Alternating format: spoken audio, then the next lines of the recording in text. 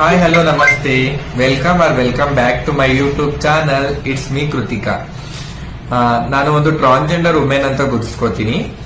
ನಾನು ಈ ವಿಡಿಯೋ ಮಾಡ್ತಿರೋ ಉದ್ದೇಶ ಏನು ಅಂದ್ರೆ, ಇತ್ತೀಚಿನ ದಿನಗಳಲ್ಲಿ ಸೋಷಿಯಲ್ ಮೀಡಿಯಾ ಪ್ಲಾಟ್ಫಾರ್ಮ್ಗಳಲ್ಲಿ ಅಥವಾ ಸಾಮಾಜಿಕ ಜಾಲತಾಣಗಳಲ್ಲಾಗಿರ್ಬೋದು, ಫೇಸ್ಬುಕ್, ಇನ್ಸ್ಟಾ ಈ ತರ ಒಂದು ಜಾಲತಾಣಗಳಲ್ಲಿ ನಮ್ಮ ಒಂದು ಸಮುದಾಯದವ್ರನ್ನ ತುಂಬಾ ಮಿಸ್ಯೂಸ್ ಮಾಡಿಕೊಂಡು ವಿಡಿಯೋಸ್ ನ ಅಪ್ಲೋಡ್ ಮಾಡ್ತಿದ್ದಾರೆ. ಒಡೆಯೋದು, ಅವ್ರ ಮನಸ್ಸಿಗೆ ಯಾವ ರೀತಿ ಬರುತ್ತೋ ಆ ರೀತಿ ಬೈಯೋದು, ಈ ತರ ವಿಡಿಯೋಗಳನ್ನ ಮಾಡ್ತಿದ್ದಾರೆ. ಈ ವಿಚಾರವಾಗಿ ನಾನು ಒಂದು ಪಾಯಿಂಟ್ ನ ನಿಮ್ಮ ಹತ್ರ ಮಾತಾಡಕ್ ಇಷ್ಟಪಡ್ತೀನಿ.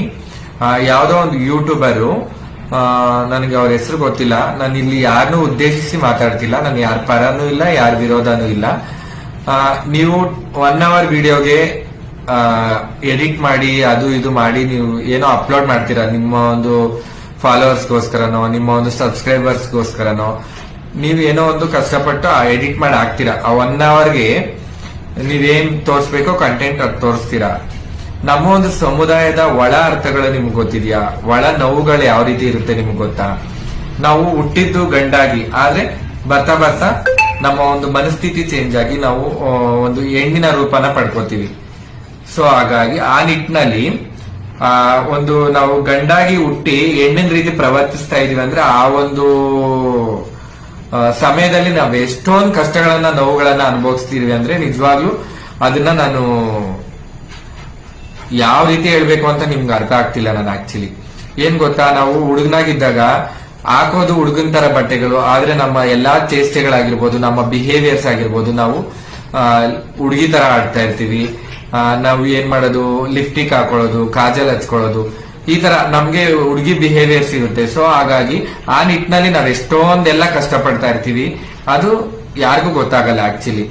ಸುಮ್ನೆ ನೋಡ್ತೀರಾ, ನಗ್ತೀರಾ. ಸಮಾಜ ಸಾರ್ವಜನಿಕರು ಅಂದ್ರೆ ಯಾವ ರೀತಿ ಅಂದ್ರೆ ಸುಮ್ನೆ ಆಟದ ಗೊಂಬೆಗಳ ತರ ನೋಡ್ತಾರೆ, ಬಿಡ್ತಾರೆ, ನಗ್ತಾರೆ. ಅವರು ಒಂದು ಎಂಟರ್ಟೈನ್ಮೆಂಟ್ಗೆ ನಮ್ಮನ್ನ ಯಾವ ರೀತಿ ಬೇಕಾದ್ರೂ ಆ ರೀತಿ ಬಳಸ್ಕೋತಾರೆ. ಅದು ಬಿಡಿ ಪಕ್ಕಕ್ಕೆ. ನಾನು ಇದ್ರ ವಿಚಾರವಾಗಿ ನಾನು ಏನ್ ಹೇಳಕ್ ಇಷ್ಟಪಡ್ತೀನಿ ಅಂದ್ರೆ, ಒಂದು ಯೂಟ್ಯೂಬರ್ ಬಂದ್ಬಿಟ್ಟು ನಿಮ್ಮ ಒಂದು ಸ್ವಿಗ್ಗಿ ಝೊಮ್ಯಾಟೋದಲ್ಲಿ ಕೈ ಕಾಲು ಇಲ್ದಿರೋ ಸಹ ಕೆಲಸ ಮಾಡ್ತಿದ್ದಾರೆ, ನೀವ್ ಯಾಕೆ ಮಾಡ್ತಿಲ್ಲ ಅಂತ ಒಂದು ಕ್ವಶನ್ಗೆ ನಾನು ಕನ್ಕ್ಲೂಷನ್ ಆನ್ಸರ್ ಕೊಡ್ತಾ ಹೋಗ್ತೀನಿ. ಅದು ನಿಮ್ ಕರೆಕ್ಟ್ ಅನ್ಸಿದ್ರೆ ತಗೊಳ್ಳಿ, ಇಲ್ಲಾಂದ್ರೆ no problem, it's none of my business.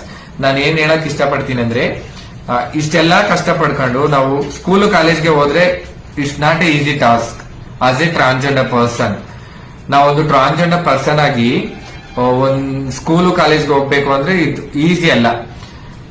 ನಾವು ನಡ್ಕೊಂಡು ಹೋಗ್ಬೇಕಾದ್ರೆ ಯಾರೋ ಟೀಕೆ ಮಾಡ್ತಾರೆ, ದಾರಿಯಲ್ಲಿ ಯಾರೋ ಹೆಂಗೆ ಮಾಡ್ತಾರೆ, ಮತ್ತೆ ಫ್ರೆಂಡ್ ಸರ್ಕಲ್ ಅಲ್ಲಿ ಗೇಲಿ ಮಾಡ್ಕೊಂಡು ನಗ್ತಾರೆ.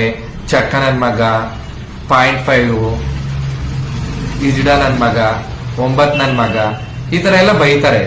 ಸೊ ಆ ಒಂದು ಟೀಕೆಗಳನ್ನ ನಾವು ಎಷ್ಟು ಫೇಸ್ ಮಾಡ್ತೀವಿ ಅಂದ್ರೆ ದಿನನಿತ್ಯ ತುಂಬಾ ಫೇಸ್ ಮಾಡ್ತೀವಿ.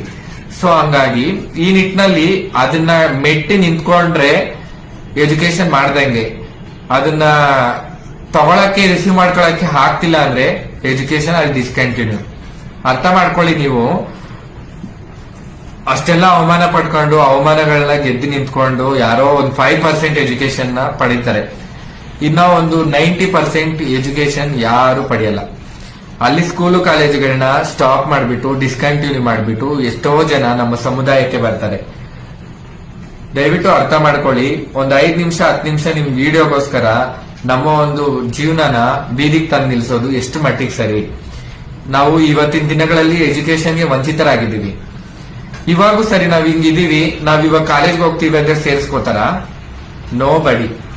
ಸುಮ್ನೆ ಹೇಳ್ಬೋದಷ್ಟೇ ಬಾಯಿ ಮಾತಿಗೆ. ಇವಾಗ ಒಂದು ರೆಪ್ಯೂಟೆಡ್ ಕಾಲೇಜ್ಗೆ ಹೋದ್ರೆ ನಮ್ಮನ್ನ ಸೀಟ್ ಖಾಲಿ ಆಗಿದೆ ಅಂತಾರೆ, ಒಂದು ಗವರ್ಮೆಂಟ್ ಕಾಲೇಜ್ಗೆ ಹೋದ್ರೆ ಇಲ್ಲ ಸೀಟ್ ಎಲ್ಲ ಫುಲ್ಫಿಲ್ ಆಗಿದೆ ಅಂತಾರೆ. ಇಷ್ಟೊಂದು ಸಮಸ್ಯೆಗಳು. ನಮ್ಮನ್ನ ಯಾರು ಸೇರ್ಸ್ಕೋತಾರೆ? ಎಜುಕೇಶನ್ ಯಾರು ಕೊಡ್ತಾರೆ?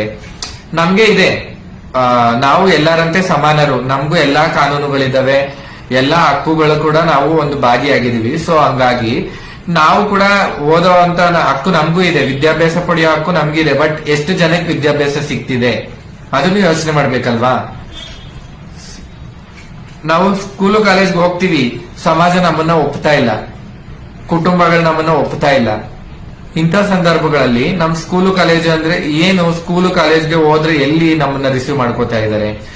ಶೈಕ್ಷಣಿಕವಾಗಿ ನಾವು ಎಷ್ಟು ವಂಚಿತರಾಗ್ತಾ ಇದೀವಿ. ಒಂದು ಮೇಲ್ ಫಿಮೇಲ್ಗೆ ಸಿಗುವಂತ ಶೈಕ್ಷಣಿಕ ವ್ಯವಸ್ಥೆ ನಮ್ಮ ಒಂದು ಟ್ರಾನ್ಸ್ಜೆಂಡರ್ಗೆ ಸಿಕ್ಕಿದ್ರೆ ನಾವ್ಯಾಕೆ ಸೆಕ್ಸ್ ವರ್ಕ್ ಮಾಡ್ಬೇಕಾಗಿತ್ತು, ನಾವ್ಯಾಕೆ ಬೆಗ್ಗಿಂಗ್ ಮಾಡ್ಬೇಕಾಗಿತ್ತು. ನಮಗೂ ಒಳ್ಳೆ ಪ್ರೊಫೆಷನಲ್ ಜಾಬ್ ಸಿಗ್ತಾ ಇದ್ವು, ನಮಗೂ ಒಳ್ಳೆ ಎಜುಕೇಶನ್ ಸಿಕ್ಕಿದ್ರೆ ನಾವು ಒಳ್ಳೆ ಪೊಸಿಷನ್ ಅಲ್ಲಿ ಇರ್ಬೋದಾಗಿತ್ತಲ್ವಾ. ನೀವು 1 ಅವರ್ಗೆ 2 ಅವರ್ಗೆ ವಿಡಿಯೋಗೋಸ್ಕರ ನಮ್ ಜೀವನನ ಈ ತರ ಮಾತಾಡೋದು ಮಾಡ್ತೀವಿ ಸರ್. ನಮಗೂ ಕೈಕಾಲು ಗಟ್ಟಿಯಾಗಿದೆ.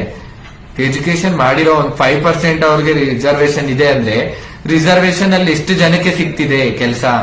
1% ರಿಸರ್ವೇಶನ್ ಇದೆ, ಅಪ್ಲೈ ಮಾಡಿದ್ರೆ ಅಲ್ಲಿ ಎಷ್ಟು ವಂಚಿತರಾಗ್ತಿದಾರ ಅದನ್ನ ಗಮನಿಸ್ತಿದ್ದೀರಾ ನೀವು ಯಾವತ್ತಾದ್ರೂ? ಸುಮ್ನೆ ಕಾನೂನುಗಳು ಸುಮ್ನೆ ಬರವಣಿಗೆಯಲ್ಲಿ ಮಾತ್ರ ಇದಾವೆ, ಅದನ್ನ ಅನುಷ್ಠಾನಕ್ಕೆ ಕರೆಕ್ಟ್ ಆಗಿ ತಂದಿಲ್ಲ ಅಂತ ನನ್ನ ಅನಿಸಿಕೆ. ಯಾಕಂದ್ರೆ ಇತ್ತೀಚಿನ ದಿನಗಳಲ್ಲಿ ಸ್ವಲ್ಪ ಬದಲಾವಣೆ ಆಗಿದೆ. ಹಿಂದಿನ ಕಾಲದಲ್ಲಿ ಯಾವುದೇ ರೀತಿ ಬದಲಾವಣೆ ಇಲ್ಲ. ಬರೀ ನಮ್ಮ ಒಂದು ಟ್ರಾನ್ಸ್ಜೆಂಡರ್ಗೆ ಅನಿವಾರ್ಯ ಸೆಕ್ಸ್ ವರ್ಕ್ ಬೆಗ್ಗಿಂಗ್. ನಾವು ಯಾರು ಬೇಕು ಅಂತ ಮಾಡಲ್ಲ ಸರ್. ಸೆಕ್ಸ್ ವರ್ಕ್ ಬೆಗ್ಗಿಂಗ್ ತುಂಬಾ ಎಜುಕೇಟೆಡ್ಸ್ ಇರ್ತಾರೆ, ನಮ್ಮ ಒಂದು ಫ್ಯಾಮಿಲಿ ಕೂಡ ತುಂಬಾ ರೆಪ್ಯುಟೇಡ್ ಇರ್ತಾರೆ. ನಾವ್ ಈ ತರ ಆಗ್ಬೇಕು ಅಂತಾನೆ ಬಂದು ನಮ್ಮ ಅನಿವಾರ್ಯ, ಬೇರೆ ಕೆಲಸಗಳಿಲ್ದಿರ ಬೇರೆ ದಾರಿ ಇಲ್ದಿರ ನಾವು ಸೆಕ್ಸ್ ವರ್ಕ್ ಮಾಡ್ಬೇಕು, ಬೆಗ್ಗಿಂಗ್ ಮಾಡ್ಬೇಕು. ಎಷ್ಟು ಕಷ್ಟ ಇರುತ್ತೆ ಹೇಳಿ ನಮ್ ಜೀವನ. ದಯವಿಟ್ಟು ಅರ್ಥ ಮಾಡ್ಕೊಳ್ಳಿ. ನೀವೇನಾದ್ರೂ ವಿಡಿಯೋ ಮಾಡ್ಬೇಕಾದ್ರೆ 5 ನಿಮಿಷ 10 ನಿಮಿಷ ಯೋಚನೆ ಮಾಡಿ, ಅದ್ರ ಒಳ ಅರ್ಥಗಳೇನು, ಅದ್ರ ಹಿನ್ನೆಲೆ ಏನು ಅಂತ ಸ್ವಲ್ಪ ತಿಳ್ಕೊಂಡು ವಿವರವಾಗಿ ನೀವು ವಿಡಿಯೋ ಮಾಡಿದ್ರೆ ಇನ್ನೂ ಚೆನ್ನಾಗಿರ್ತಿತ್ತು. ಮತ್ತೆ ಇನ್ನ ಒಂದು ಯೂಟ್ಯೂಬರ್ ಏನ್ ಮಾಡಿದ್ದಾರೆ, ಡೈರೆಕ್ಟ್ ಹೋಗಿ ಒಂದು ಸಮುದಾಯನ ನಮ್ಮ ಸಮುದಾಯದವ್ರನ್ನ ಹೊಡೆದಿದ್ದಾರೆ. ಇದೆಷ್ಟು ಮಟ್ಟಿಗೆ ಸರಿ? ನಾನು ಒಂದು ಹೆಣ್ಣು ಅಂತ ಫೀಲ್ ಆಗ್ತೀನಿ. ಹೆಣ್ಣಿಗೆ ಯಾವ ರೀತಿ ಕಾನೂನು ಇದೆಯೋ ನನಗೂ ಅದೇ ರೀತಿ ಕಾನೂನಿದೆ ಸಂವಿಧಾನದ ಅಡಿಯಲ್ಲಿ. ಸೊ ಹಂಗಾಗಿ ಒಂದು ಹೆಣ್ಣನ್ನ ಹೊಡೆದ್ರೆ ಯಾವ ರೀತಿ ತಪ್ಪು, ಯಾವ ರೀತಿ ಕಾನೂನು ಪ್ರಕಾರ ಯಾವ ರೀತಿ ಶಿಕ್ಷೆಗಳಾಗುತ್ತೆ, ನಮ್ಮನ್ನು ಹೊಡೆದ್ರು ಕೂಡ ಅಷ್ಟೇ ರೀತಿ ಶಿಕ್ಷೆಗಳಾಗುತ್ತೆ. ಅವ್ರನ್ನ ಆ ತರ ಹೋಗ್ಬಿಟ್ಟು ಡೈರೆಕ್ಟ್ ಆಗಿ ಹೊಡೆದ್ಬಿಟ್ರಿ. ಒಂದು ಹೆಣ್ಣು ಮೇಲೆ ಕೈ ಮಾಡೋದು ಎಷ್ಟು ತಪ್ಪು ಹೇಳಿ? ಕಾನೂನು ಪ್ರಕಾರ ತಪ್ಪೇ ಅಲ್ವಾ? ಹಂಗೆ ನೀವು ಅಷ್ಟು ಪಬ್ಲಿಕ್ ಜನದಲ್ಲಿ ಅವ್ರನ್ನ ಹೊಡೆದ್ರಿ, ನಿಮ್ಗೇನ್ ಸಿಕ್ತು ಹೊಡೆದ್ರೆ? ಅವ್ರ ನೋವು ಮತ್ತೆ ನೀವು ತೀರ್ಸಕ್ ಆಗುತ್ತಾ? ಅಷ್ಟು ಜನದ ಮುಂದೆ ನೀವು ಹೊಡೆದ್ರಿ, ಅದು ತಪ್ಪಲ್ವಾ? ನಾವು ಒಂದು ಹೆಣ್ಣು ರೀತಿನೇ, ನಮ್ಮನ್ನ ಯಾಕೆ ಹೊಡಿತೀರಾ ನೀವು? ಹೊಡೆಯೋ ರೈಟ್ಸ್ ನಿಮ್ಗೆ ಯಾರು ಕೊಟ್ಟಿದ್ದಾರೆ? ಸಮಾಜ ಇದೆ, ಅದಕ್ಕೆ ಕಾನೂನುಗಳಿವೆ ಅಲ್ವಾ? ನಿಮ್ಗೆ ಹೊಡೆಯೋ ಹಕ್ಕಿ ಯಾರು ಕೊಟ್ಟಿಲ್ಲ. ನೋಡಿ, ನಾವು ಶೈಕ್ಷಣಿಕವಾಗಿ ಪ್ರತಿಯೊಂದರಲ್ಲೂ ಹಿಂದೆ ಉಳಿದಿದ್ದೀವಿ. ಸಮಾಜ ನಮ್ಮನ್ನ ನೋಡೋ ದೃಷ್ಟಿಕೋನದಲ್ಲೂ ಕೂಡ ನಾವು ಹಿಂದೆ ಉಳಿದಿದ್ದೀವಿ. ಸಮಾಜ ನಮ್ಮನ್ನ ಅಷ್ಟು ಈಸಿಯಾಗಿ ಅಕ್ಸೆಪ್ಟ್ ಮಾಡ್ತಾ ಇಲ್ಲ. ಕುಟುಂಬಗಳು ಸಹ ನಮ್ಮನ್ನ ಅಷ್ಟು ಈಸಿಯಾಗಿ ಅಕ್ಸೆಪ್ಟ್ ಮಾಡ್ತಾ ಇಲ್ಲ. ಇಂಥ ಒಂದು ನಿಟ್ಟಿನಲ್ಲಿ ತುಂಬಾ ಒಂದು ಕಷ್ಟದ ರೀತಿಯಲ್ಲಿ ನಾವು ಅನಿವಾರ್ಯ ಮಾಡ್ಲೇಬೇಕಾಗಿರುತ್ತೆ ಸೆಕ್ಸ್ ವರ್ಕ್, ಐದರ್ ಬೆಗ್ಗಿಂಗ್. ಯಾರು ಇಷ್ಟಪಟ್ಟು ಬೆಗ್ಗಿಂಗ್ ಮಾಡಲ್ಲ ಸರ್. ನಮಗೂ ಒಂದು ರೆಪ್ಯುಟೇಷನ್ ಬೇಕು, ನಾವು ಎಲ್ಲರಂತೆ ಬದುಕಬೇಕು ಅನ್ನೋದು ನಮಗೂ ಆಸೆ ಇರುತ್ತೆ. ವಿ ಆರ್ ಆಲ್ಸೋ ಹ್ಯೂಮನ್ಸ್, ನಾವು ಮನುಷ್ಯರೇ. ನಮ್ ಬಾಡಿಯಲ್ಲಿ ನಿಮ್ ತರನೇ ಹರಿತಾ ಇರೋ ಕೆಂಪು ರಕ್ತ ಕಣಗಳು. ನಮಗೂ ಬದುಕಬೇಕು ಅಂತ ಆಸೆ ಇರುತ್ತೆ. ಎಲ್ಲರ ರೀತಿ ನಾವು ರೆಪ್ಯುಟೇಷನ್ ಅಲ್ಲಿ ನಮಗೂ ಒಂದ್ ಕೆಲಸ ಬೇಕು, ನಾವು ಎಲ್ಲರ ಮುಂದೆನೂ ತಲೆ ಎತ್ಕೊಂಡು ನಡಿಬೇಕು, ನಮಗೂ ಒಂದ್ ಜೀವನ ಬೇಕು, ನಾವು ಒಂದು ಸುಂದರವಾದ ಜೀವನನ ಕಟ್ಕೋಬೇಕು ಅಂತ ನಮಗೂ ಆಸೆ ಇರುತ್ತೆ. ನಾವು ಮನುಷ್ಯರೇ ಅಲ್ವಾ, ನಮಗೂ ಆಸೆ ಇರುತ್ತೆ. ಬಟ್ ಎಲ್ಲಿ ನಮ್ಗೆ ಅವಕಾಶಗಳಿದೆ ನೀವೇ ಹೇಳಿ? ಶೈಕ್ಷಣಿಕವಾಗಿ ಎಷ್ಟೊಂದು ವಂಚಿತರಾಗಿದ್ದೀವಿ. ಇವಾಗ ಸ್ವಿಗ್ಗಿ ಝೊಮ್ಯಾಟೋದಲ್ಲೇ ಆಗಿರ್ಬೋದು, ನಾವು ಹೋದ್ರೆ ಕೊಡ್ತಾರ? ಇವ್ರು ಒಂದು ಟ್ರಾನ್ಸ್ಜೆಂಡರ್ಸ್, ಇವ್ರಿಗೇನ್ ಕೆಲಸ ಕೊಡೋದು? ಸುಮ್ನೆ ವ್ಯವಸ್ಥೆ ಹಾಳಾಗುತ್ತೆ ಅಂತಾರೆ. ಕೊಟ್ಟು ನೋಡಿದ್ರೆ ಅಲ್ವಾ ಗೊತ್ತಾಗೋದು. ನಾವು ಕಷ್ಟಪಡೋದಕ್ಕೆ ನಾವು ರೆಡಿ ಇದ್ದೀವಿ. ಸೊ ನಮ್ಗೆ ವ್ಯವಸ್ಥೆಗಳು ಸರಿ ಇಲ್ಲ ಅಂದಾಗ ಅನಿವಾರ್ಯ ಮಾಡ್ಲೇಬೇಕು. ಜೀವನ ಏನ್ ಮಾಡಕ್ಕಾಗಲ್ಲ, ವಿಧಿ ಏನ್ ಮಾಡಕ್ಕಾಗಲ್ಲ, ಮಾಡ್ಲೇಬೇಕು. ಸೊ ಹಂಗಾಗಿ ನೀವು ಆತರ ಹೊಡೆಯೋದಾಗಿರ್ಬೋದು, ಪಬ್ಲಿಕ್ ಅಲ್ಲಿ ಆತರ ವಿಡಿಯೋಸ್ ನ ಮಾಡೋದಾಗಿರ್ಬೋದು, ಪಬ್ಲಿಕ್ ಅಲ್ಲಿ ಓಡಾಡ್ಸ್ಕೊಂಡು ಅಟ್ಟಾಡ್ಸ್ಕೊಂಡು ವಿಡಿಯೋಗಳಿಗೋಸ್ಕರ ನೀವು ಅಷ್ಟು ಮಾಡಿದ್ದೀರಾ ಅಂದ್ರೆ ನಿಜವಾಗ್ಲೂ ನಾವು ಅಷ್ಟೊಂದು ಟೆರರಿಸ್ಟ್ಗಳ ತರ ಟ್ರೀಟ್ ಮಾಡ್ತಿದ್ದಾರೆ. ಏನ್ ನಾವು ಅಷ್ಟೊಂದು ಬೇಡವಾಗಿರೋರ? ನಾವು ಮನುಷ್ಯರೇ ಅಲ್ವಾ? ಏನ್ ತಪ್ಪಿದೆ? ನಾವು ಮಾಡೋದ್ರಲ್ಲಿ ಏನ್ ತಪ್ಪಿದೆ ಅಂತ ಎಷ್ಟೋ ಜನ ಜೀವನ ಉಳಿಸ್ತಾ ಇದೀವಿ ನಾವು. ನಾವ್ ಯಾರ ಮನೇನೂ ಹಾಳು ಮಾಡ್ತಾ ಇಲ್ವಲ್ಲ. ನಮ್ ಪಾಡಿಗೆ ನಮ್ ಜೀವನ ಏನೋ ನಾವು ನಡೆಸ್ತಾ ಇದೀವಿ.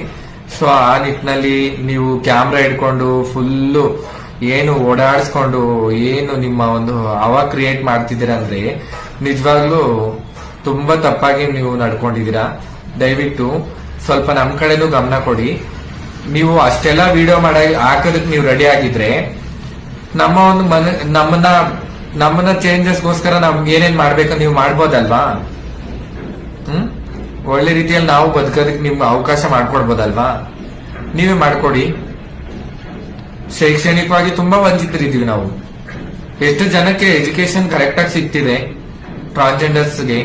ಟ್ರಾನ್ಸ್ಜೆಂಡರ್ ಕಾಲೇಜ್ಗಳಿಗೆ ಹೋದಾಗ ತುಂಬಾ ಟೀಕೆಗಳು ನಡೀತವೆ. ತುಂಬಾ ಫ್ರೆಂಡ್ ಸರ್ಕಲ್ ತುಂಬಾ ಹೀಯಾಳಿಸ್ತಾರೆ, ನಗ್ತಾರೆ, ಅವ್ರವ್ರು ಮಾತಾಡ್ಕೊಂಡು ನಮ್ಮನ್ನ ತುಂಬಾ ಹೀಯಾಳಿಸ್ತಾರೆ, ಅವಹೇಳನ ಮಾಡ್ತಾರೆ, ತಾರತಮ್ಯಗಳು ಮಾಡ್ತಾರೆ. ಈ ತರ ಒಂದು ಪರಿಸ್ಥಿತಿಯಲ್ಲಿ ನಾವು ಜೀವನ ಮಾಡ್ತಾ ಇರ್ತೀವಿ. ಈ ತರ ನಮ್ಗೆ ಎಷ್ಟು ಕಷ್ಟ ಇದೆ ಅಂದ್ರೆ ನಾವು ಎಕ್ಸ್ಪ್ರೆಸ್ ಮಾಡೋದಕ್ಕೂ ಆಗೋದಿಲ್ಲ. ಆ ತರ ನೋವುಗಳನ್ನ ನಾವು ಅನುಭವಿಸ್ತಿದ್ವಿ. ಪ್ರತ್ಯೇಕವಾಗಿ ಈ ವಿಚಾರವಾಗಿ ನಾನು ಮಾತಾಡಕ್ ಇಷ್ಟಪಟ್ಟೆ. ಶೈಕ್ಷಣಿಕವಾಗಿ ನಾವು ತುಂಬಾ ವಂಚಿತರಾಗಿದ್ದೀವಿ. ದಯವಿಟ್ಟು ಕಾನೂನು ಕ್ರಮಗಳನ್ನ ಕಾನೂನು ರೀತಿಯಲ್ಲಿ ನೀವು ಯಾವ ರೀತಿ ಸಂವಿಧಾನದ ಮೌಲ್ಯಗಳ ಅಡಿ ನೀವು ವಿಡಿಯೋಗಳನ್ನ ಮಾಡ್ತಿದ್ರೆ ನಿಜವಾಗ್ಲೂ ಅದು ಸರಿ. ನೀವು ಸಂವಿಧಾನ ಮೌಲ್ಯಗಳನ್ನ ದಾಟಿ ವಿಡಿಯೋಗಳು ಮಾಡಿದ್ರೆ ನಿಜವಾಗ್ಲೂ ಅದು ತಪ್ಪು. ನಮ್ಮ ಮೇಲೆ ಯೂಸ್ ಮಾಡುವಂತ ಪದಗಳಾಗಿರ್ಬೋದು, ವೇಶ್ಯವಾಟಿಕೆ, ದಂಧೆ, ಈ ತರ ಪದಗಳು ಯೂಸ್ ಮಾಡೋ ರೈಟ್ಸ್ ಯಾರಿಗೂ ಇಲ್ಲ. ನಿಮ್ಗೆ ಯಾರು ಕೊಟ್ರು ಅಂತ ನನ್ಗೆ ಗೊತ್ತಿಲ್ಲ. ಒಡೆಯೋ ರೈಟ್ಸ್ ಯಾರಿಗೂ ಇಲ್ಲ. ನಮ್ಮ ಒಂದು ಟ್ರಾನ್ಸ್ಜೆಂಡರ್ಸ್ ಮೆನ್ಸ್ ನಾವು ಕೂಡ ಒಂದು ಮಹಿಳೆ ಅಂತ ನಮ್ಮ ಮನಸ್ಸಿನ ಭಾವನೆಗಳಾಗಿರ್ಬೋದು, ನಮ್ಮ ಕಂಪ್ಲೀಟ್ ಬಾಡಿ ಎಲ್ಲ ಚೇಂಜ್ ಮಾಡ್ಕೊಂಡು ನಾವು ಸರ್ಜರಿಗಳ ಮಾಡಿಸ್ಕೊಂಡು ನಾವು ಹೆಣ್ಣು ಅಂತ ಫೀಲ್ ಆಗಿ ನಮಗೂ ಸಂವಿಧಾನದ ಮೌಲ್ಯಗಳ ಅಡಿಯಲ್ಲಿ ಹೆಣ್ಣಿಗೆ ಯಾವ ರೀತಿ ಕಾನೂನುಗಳಿದೆಯೋ ನಮಗೂ ಅದೇ ರೀತಿ ಕಾನೂನುಗಳಿದ್ದಾವೆ. ಆ ಕಾನೂನು ಅಡಿಯಲ್ಲಿ ನೀವು ಆತರ ಹೊಡೆಯೋದಾಗಿರ್ಬೋದು, ಬೈಯೋದಾಗಿರ್ಬೋದು, ಒಂದು ಯಾರೋ ಮರ್ಡರ್ ಮಾಡಿರೋ ತರ, ನಾವೇನೋ ಯಾರ ಹತ್ರನ ಕಿತ್ಕೊಂಡು ತಿಂದಿರೋ ತರ, ಭ್ರಷ್ಟಾಚಾರ ಮಾಡ್ತಾ ಇರೋ ತರ, ನಾವೇನೋ ದೊಡ್ಡದಾಗಿ ಏನೋ ಒಂದು ಕ್ರಿಯೇಟ್ ಮಾಡಿ ವಿಡಿಯೋಗಳನ್ನ ತೋರಿಸ್ತಿದ್ದೀರಾ ನೀವು. ಇದೆಷ್ಟು ಮಟ್ಟಿಗೆ ಸರಿ? ನಿಜವಾಗ್ಲೂ ದಯವಿಟ್ಟು ನೀವು ಮಾಡೋಂತ ವಿಡಿಯೋಗಳು ಸಂವಿಧಾನದ ಮೌಲ್ಯಗಳ ಅಡಿಯಲ್ಲಿ ನೀವು ಮಾಡಿ. ಇನ್ನೊಬ್ಬರಿಗೆ ನೋವು ಉಂಟಾಗೋ ತರ ವಿಡಿಯೋಗಳನ್ನ ಮಾಡಬೇಡಿ. ದಯವಿಟ್ಟು ನಮ್ಮ ಒಂದು ಮನಸ್ಸಿನ ಅರ್ಥಗಳನ್ನ ತಿಳ್ಕೊಳ್ಳಿ, ನಮ್ಮ ನೋವುಗಳನ್ನ ತಿಳ್ಕೊಳ್ಳಿ. ನಾವೇನ್ ಸುಮ್ನೆ ನಮ್ಗೇನು ಈ ತರ ಆಗ್ಬೇಕು ಅಂತ ನಮ್ಗೆ ಹುಚ್ಚು ಬಂದಿಲ್ಲ. ಆಕ್ಚುಲಿ ನಾವು ಈ ತರ ಆಗ್ಬೇಕು ಅಂತ ನಮ್ಗೇನು ನಮ್ಗೇನು ಇದಿಲ್ಲ. ನಾವು ಈ ತರ ಹುಟ್ಟಿದ್ದು ನಮ್ ತಪ್ಪ? ಹಾರ್ಮೋನಲ್ಸ್ ಇಂಬ್ಯಾಲೆನ್ಸ್ ಆಗಿರ್ಬೋದು, ಮನಸ್ಸಿನ ಭಾವನೆಗಳಾಗಿರ್ಬೋದು, ನಾವು ಈ ತರ ಜನಿಸಿದ್ದೆ ನಮ್ ತಪ್ಪ ಅಂತ ನಾವು ನಿಮ್ಮನ್ನ ಪ್ರಶ್ನೆ ಕೇಳ್ತಾ ಇರೋದು. ಸೊ ನಮ್ಮನ್ನು ಬದುಕಕ್ ಬಿಡಿ. We are also human beings. ನಮಗೂ ಈಕ್ವಾಲಿಟಿ ಇದೆ, ಸಮಾನತೆ ಇದೆ, ಎಲ್ಲರಂತೆ ಜೀವಿಸುವ ಹಕ್ಕಿದೆ, ಪ್ರಶ್ನೆ ಮಾಡುವ ಹಕ್ಕಿದೆ. ನಮ್ಮನ್ನು ಬಿಡಿ ಬದುಕೋದಕ್ಕೆ. ಈ ತರ ಮಾಡ್ಬಿಟ್ರೆ ನೀವು ಎಲ್ಲಿ ಹೇಳಿದ್ದಾರೆ ಸರ್? ಯಾವುದು ಕಾನೂನಲ್ಲಿ ಹೇಳಿಲ್ಲ. ಸೆಕ್ಸ್ ವರ್ಕ್ ಕ್ರೈಮ್ ಅಂತ ಯಾವುದೇ ಕಾನೂನಲ್ಲೂ ಹೇಳಿಲ್ಲ. Sex work is A not A crime. Okay, ಯಾವುದೇ ಅಪರಾಧ ಇಲ್ಲ ಸೆಕ್ಸ್ ವರ್ಕ್ ಮಾಡೋದ್ರಿಂದ. ದಯವಿಟ್ಟು ಅರ್ಥ ಮಾಡ್ಕೊಳ್ಳಿ. ನೀವು ಮಾಡುವಂತ ವಿಡಿಯೋಗಳು ಸ್ವಲ್ಪ ನೋಡ್ಕೊಂಡು ಮಾಡಿ. ನಮ್ಮ ಒಂದು ಸಮುದಾಯದವರು ಯಾವ ರೀತಿ ಇರ್ತಾರೆ, ಅವ್ರ ಮನಸ್ಥಿತಿಗಳೇನು, ಅವ್ರ ಕಷ್ಟಗಳೇನು, ಅವ್ರ ದುಃಖಗಳೇನು, ಎಲ್ಲಾನು ಕರೆಕ್ಟ್ ಆಗಿದ್ರೆ ನಾವು ಏನು ಈ ತರ ಬರಲ್ಲ ಸರ್. ನಮಗೂ ಫ್ಯಾಮಿಲಿ ಕರೆಕ್ಟ್ ಆಗಿ ಅಕ್ಸೆಪ್ಟ್ ಮಾಡ್ಕೊಂಡು, ಸಮಾಜ ನಮ್ಮನ್ನ ಒಪ್ಕೊಂಡು, ನಮ್ಮ ಸುತ್ತಮುತ್ತಲಿನ ವಾತಾವರಣಗಳು ಎಲ್ಲಾ ಜನರು ನಮ್ಮನ್ನ ಒಪ್ಕೊಂಡು, ನಮ್ಮನ್ನು ಒಂದು ಮನುಷ್ಯರಂತೆ ನೋಡಿದ್ರೆ ನಾವು ಈ ತರ ಬಂದು ನಿಂತ್ಕೋಬೇಕಾಗಿಲ್ಲ ರೋಡಲ್ಲಿ, ಕಲೆಕ್ಷನ್ ಬೆಗ್ಗಿಂಗ್ ಮಾಡ್ಬೇಕಾಗಿಲ್ಲ. ಸೊ ದಯವಿಟ್ಟು ಅರ್ಥ ಮಾಡ್ಕೊಳ್ಳಿ. ಸ್ವಲ್ಪ ನೀವು ಮಾಡೋಕ್ ಮುಂಚೆ ನಮ್ಮ ಒಳ ಅರ್ಥಗಳನ್ನ ತಿಳ್ಕೊಳ್ಳಿ. ನಮ್ಮ ನೋವುಗಳು ಯಾವ ತರ ಇದಾವೆ ತಿಳ್ಕೊಂಡು ವಿಡಿಯೋಗಳನ್ನ ಅಪ್ಲೋಡ್ ಮಾಡಿ. ಶೈಕ್ಷಣಿಕವಾಗಿ ನಾವು ಯಾವ ರೀತಿ ಹಿಂದುಳಿದಿದ್ದೀವಿ, ಸಮಾಜದಲ್ಲಿ ನಾವು ಯಾವ ರೀತಿ ಮೂಲೆ ಗುಂಪಾಗಿ ಉಳಿದಿದ್ದೀವಿ, ಅದನ್ನೆಲ್ಲ ಸ್ವಲ್ಪ ಗಮನದಲ್ಲಿ ಇಟ್ಕೊಳ್ಳಿ. ಅಲ್ಪಸಂಖ್ಯಾತರಲ್ಲೇ ನಾವು ಅಲ್ಪಸಂಖ್ಯಾತರಾಗಿದ್ದೀವಿ. ಅದನ್ನು ಸ್ವಲ್ಪ ಮೈಂಡ್ ಅಲ್ಲಿ ಇಟ್ಕೊಂಡು ವಿಡಿಯೋಗಳನ್ನ ಅಪ್ಲೋಡ್ ಮಾಡೋದಾಗಿರ್ಬೋದು ಮಾಡಿ.